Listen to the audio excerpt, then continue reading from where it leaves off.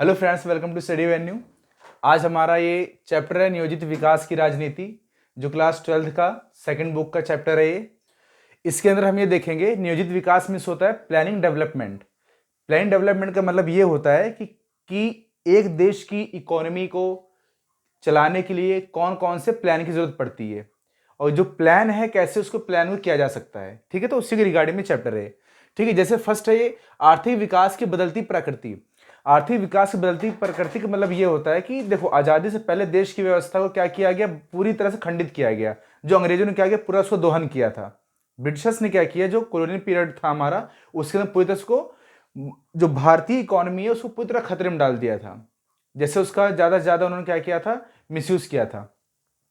तो उसके बाद क्या किया, अब हमने आजादी के बाद जब हमारा ये कॉन्स्टिट्यूशन बना, उसके बाद ये पॉलिसी मेकर ने सोचा कि ऐसे इकोनॉमी को बढ़ावा दिया जाए जिससे क्या है कि इंडिया की इकोनॉमी को ग्रोथ मिल सके। तो उस तरह के हिसाब से यहां पर प्लान को यहां पर नियोजित किया गया था। ठीक है, तो उसके अंदर क्या है कि जैसे बदलती प्रकृति ये है और उसकी योजना आयोग बनाया गया। ठीक है, इसके बारे में अभी हम आगे बात करते हैं। तो फर्स्ट इसके अंदर है जैसे पंचवर्षीय योजना। पंचवर्षीय योजना जो निर्माण किया गया था वो किया गया था योजना आयोग के तहत। योजना आयोग का मतलब ये होता है प्लानिंग कमीशन। इसका अब नाम बदल गया है, लेकिन पहले इसका नाम था योजना आयोग। तो योजना आयोग का जो गठन किया गया था, कब किया गया था, 1950 में किया गया था। ठीक है, 1950 के अंदर ये प्लानिंग कमीशन का ये गठन किया गया था। और इसका अध्यक्ष कौन होता है, भारत का प्रधानमंत्री होता है। भारत का प्रधानमंत्री इसका अध्यक्ष होता है, यह बात ध्यान रखना। क्वेश्चन अगर आता है कि योजना आयोग का अध्यक्ष कौन होता है, ठीक है, तो क्या लिखोगे इसके अंदर, पीएम ऑफ इंडिया। ठीक है, उसके बाद है पंचवर्षीय योजना। पंचवर्षीय योजना के अंदर हम बात करते हैं कि पंचवर्षीय योजना क्या, ये 5 ईयर प्लान है। तो 5 ईयर प्लान क्या होता है कि इसके अंदर टारगेट एक अचीवमेंट का होता है कि हम 5 साल के अंदर एक ऐसा कोई भी एक सब्जेक्ट चुन लेंगे उसमें डेवलपमेंट करने के लिए, और उसके बाद हमें अचीवमेंट पूरा हम करेंगे उसका। ठीक है, तो उसी के हिसाब से ये देखा गया था कि 5 ईयर प्लान होगा कि 5 साल, जैसे एक सरकार को, जैसे कि लोकसभा का जो चुनाव होता है कितने साल के लिए होता है, 5 साल के लिए होता है। तो ठीक उसी तरह से जो अध्यक्ष भी कौन होता है, प्रधानमंत्री होता है। जब तक उसका कार्यकाल होगा तब तक के लिए पूरी तरह से क्या करेगा, वो अपनी उम्मीदों पर खरा उतरेगा और जितना उसने वादा किया है उन वादों को पूरा करेगा। ठीक है, तो इसका मतलब पंचवर्षीय योजना का यही मतलब होता है। और इसके अंदर ये देखा कि राष्ट्र विकास एक परिषद काउंसिल हुआ, फिर उसके बाद ये नीति आयोग बनाई गई। ठीक है, वो कैसे, उसको बारे में आगे बताता हूं मैं। ठीक है, तो फर्स्ट 5 ईयर प्लान क्या था, इसके अंदर टारगेट क्या किया गया था कि देश के अंदर खाद्यान्न संकट बहुत ज्यादा हो रहे थे।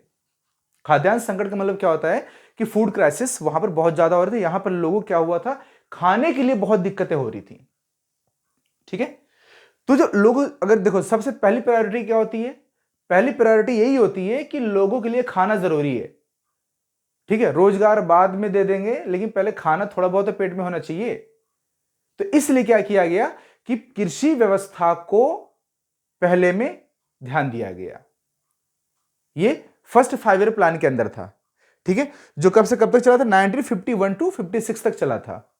इसके अंदर कृषि को बढ़ावा दिया गया था और इसके अंदर क्या था कि नहरों की खुदाई हुई थी। नहरों खुदाई की, देखो कृषि के अंदर क्या होता है, देखो सब चीजें आती हैं, खेती आती है, बीज आते हैं और लैंड होल्डिंग्स आती है। ठीक है, खेत जो होते हैं, खेती करने में वही जरूरी होगा, वाटर फैसिलिटी जरूरी होगी। जब तो ये सारी चीजें नहीं होंगी तो क्या पूरा एक टारगेट अचीव किया जा सकता है, नहीं किया जा सकता। इसलिए क्या किया गया फर्स्ट 5 ईयर प्लान के अंदर क्या हुआ, ये डैम भी खोले गए थे। ठीक है, डैम बनाए गए। जो भाखड़ा नांगल डैम है, भाखड़ा नांगल दोनों अलग अलग डैम हैं, जो पंजाब के अंदर दोनों अलग अलग है। भाखड़ा अलग है, नांगल अलग है। तो भाखड़ा नांगल दोनों डैम इसी टाइम पर बनाया गया था, 1951 टू 56 के बीच में। ठीक है, ये सब्जेक्ट था इसका, क्या था, एग्रीकल्चर, ग्रोथ ऑफ एग्रीकल्चर था।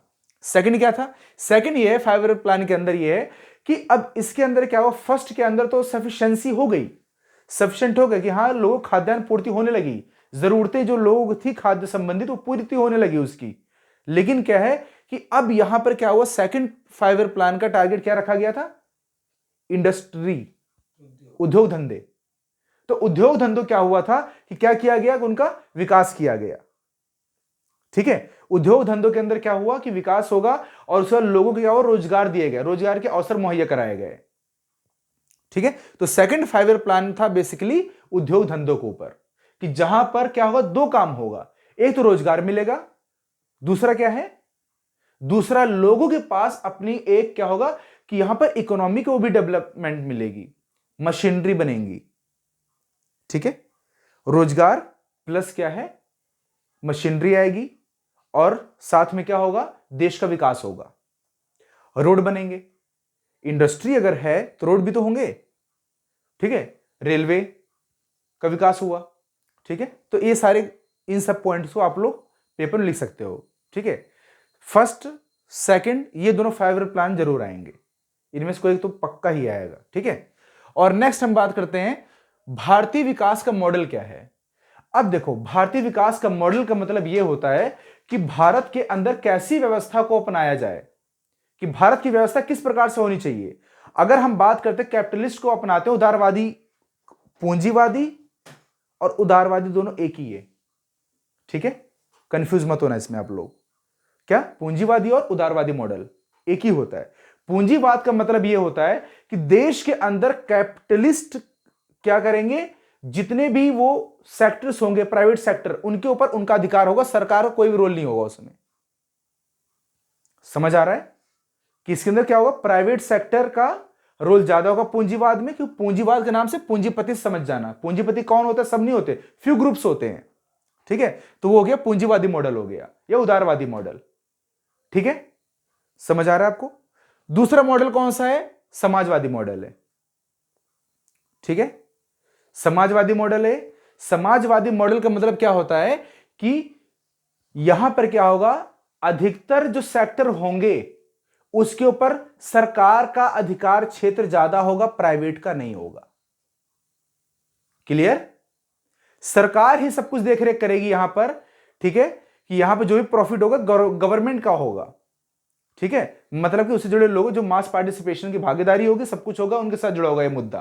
ठीक है, तो यहां पर पूरा फायदा किसको, गवर्नमेंट का रोल प्ले होगा। जो भी पॉलिसी बनाई जाएगी वो कौन, गवर्नमेंट बनाएगी। प्राइवेट सेक्टर में क्या होता है, प्राइवेट सेक्टर वाला बनाता है। तो जैसे मान लीजिए कोई भी एक गवर्नमेंट कंपनी होगी तो उसके अंदर क्या होगा, रूल तो गवर्नमेंट ही बनाएगी।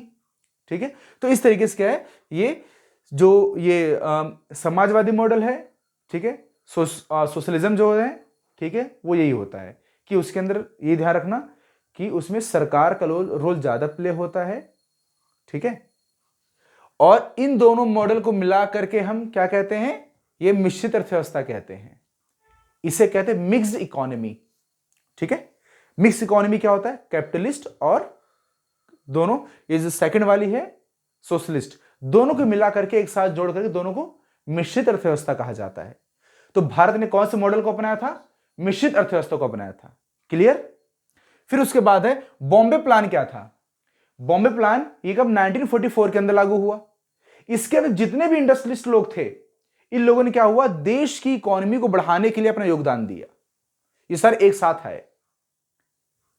ठीक है, इससे क्या हुआ, देश इकोनॉमिक ग्रोथ हुई कि देश के अंदर जो भी चीजें अगर हो रही, कोई भी प्रॉब्लम अगर होता है, कोई प्रॉब्लम फेस करता है देश अगर, तो उसके अंदर क्या है कि जितने जो इंडस्ट्रियलिस्ट थे लोग, उद्योगपति, ये लोग आकर के उसमें अपने शेयर होल्डर्स देते थे। ठीक है, क्लियर हो गया पॉइंट यहां तक। नेक्स्ट है योजना आयोग। ये कब बना था, 1950 में बना था, मैंने समझा दिया। ठीक है, और उसके बाद आता है नीति आयोग। अब देखो, नीति आयोग को अपनाने का प्रमुख उद्देश्य क्या था यहां पर, कि देखो कोई भी अगर एक नई चीज फॉर्मेशन होती, किसी नई चीज का निर्माण होता है, तो कैसे बनती है वो, उसके लिए पॉलिसी पहले जरूरी होती है। जब पॉलिसी बनती है तब उसके बाद प्लान किया जाता है कुछ, किसी भी चीज का। तो ये सिर्फ एक प्लान था, ये योजना थी, सिर्फ योजना बनाता था ये। ठीक है, अब यहां पर क्या, इसको थोड़ा सा एक ग्रेट परफॉर्मेंस मिल गई यहां पर, जो पॉलिसी बनाने के लिए, मतलब नीति आयोग।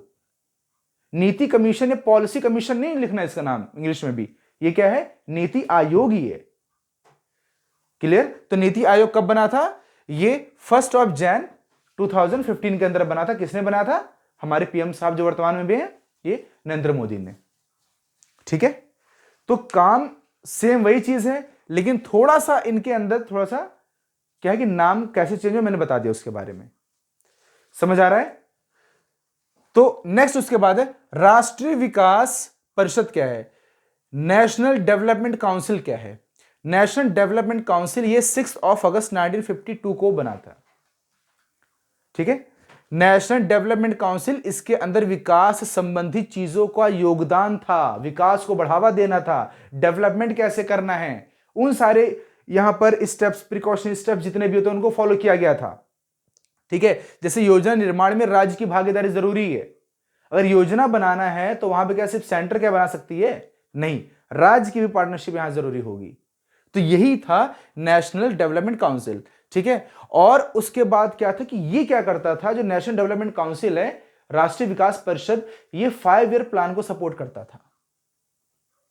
क्लियर, ठीक है। तो नेक्स्ट, और उसके बाद है हरित क्रांति, ठीक है। हरित क्रांति ये इसकी स्टार्टिंग कब से हुई थी, 1900 लगभग ये 50 के आसपास हुई, लेकिन 60 का दशक माना जाता है। ये हरित क्रांति शुरुआत कब से हुई थी, 60 के दशक से शुरुआत हुई थी। अब इसके अंदर क्या, हरित क्रांति के लाभ भी आ सकता है, हरित क्रांति की हानियां भी आ सकती है। पहले समझा तो हरित क्रांति क्या होती है।